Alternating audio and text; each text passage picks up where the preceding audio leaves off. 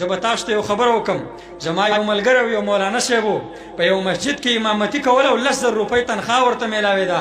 ما ورته وویل چې ګزاره دې څنګه ده؟ راته وویل چې هغه 10,000 روپۍ تنخواه چې واخلمه 8,000 روپۍ په کور کې پلار رانه اخلي او 2,000 روپۍ ما ته پرېږدي. ما ویل ستا پلار په پیسو باندې څه کوي؟ ستا پلار خو لکپتي دی، ستا پلار خو کروڑپتي دی. وای نه، زه چې کور ته راځم او 1 تاریخ برابریږي، په 1 2 3 تاریخ باندې ما نه ټیک ټاک دا پلار مې هغه 8,000 روپۍ اخلي. زما نور رونه جاب کوي، نوکریانې کوي، هغوی کور کې پیسې ورکوي، د هغې د ښځې خلک قدر کوي. زما ښځې ته خلک په سپک نظر ګوري. زما بل ورور چې هغه پیسې ګټي، زما مور هم د هغې د ښځې قدر کوي، زما پلار هم قدر کوي. زما د هغه ورور بچي زما مور هم اوچتوي په غېږه کې، زما پلار یې هم اوچتوي، زما بچی هم څوک نه اخلي.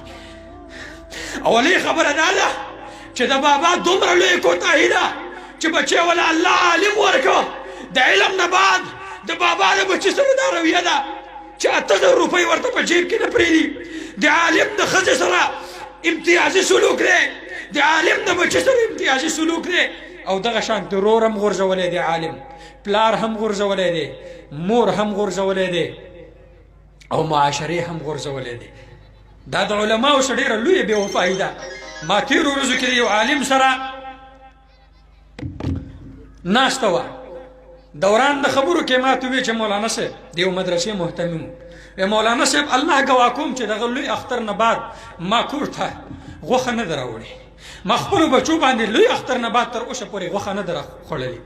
ما په خپلو بچو باندې د لوی اختر نه بعد تر اوسه پورې د چرګ غوښه نه ده خوړلې. او ما د لوی اختر نه واخله تر اوسه پورې په خپل بچي باندې د فروټ دانه نه ده خوړلې. او ما د لوی اختر نه واخله تر اوسه پورې صرف خپل کور ته یوه دړۍ الوګان راوړي دي، ما سبزي هم نه ده راوړې.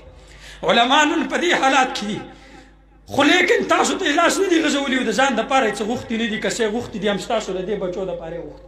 دا چې نن حافظان جوړ شوي دي او عالمان جوړ شوي دي، لاړ شه او په عصري ادارو کې تپوس وکړه، وې سالانه په یو ماشوم باندې ستاسو خرچه څومره راځي.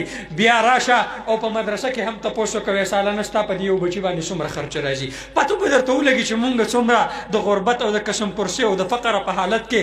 خو لیکن خبره د دین ده، خبره د اسلام ده، خبره د الله د رضا ده. مونږ نشو دا برداشت کولی چې زما بچی د بېدینه د دنیا نه ځي. زما نوی نسل دا د بابا په ګریوان کې لاس واچوي. لهذا په دغه بنیاد باندې عاجزانه درخواست کوم چې بابا که بچی د عالم دی رویه برابر کا، روره که رور د عالم دی رویه برابر کا، مقتدي امام سره رویه برابر کا، د اهل علاقو د مدرسې ګاونډیانو مدرسې سره رویه برابر کوي.